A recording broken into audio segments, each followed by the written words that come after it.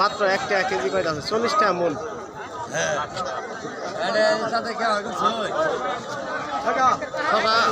শশা কত করে? শশা 1 টাকা কেজি। 1 টাকা কেজি? হ্যাঁ 1 টাকা কেজি একবারে নাই না, আনা তাল করে তো মরছি।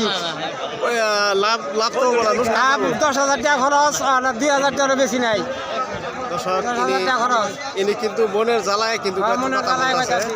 দেখেন শশা কোনো দামে কিন্তু নিতেছে না। আমার স্ক্রিনে যা দেখতেছেন শশা দিয়ে দাঁড়াই হয়েছে, তারপরেও এই দেখেন মানুষ বসে বসে হয়েছে, কোনো বাড়ি নেই না। দেখেন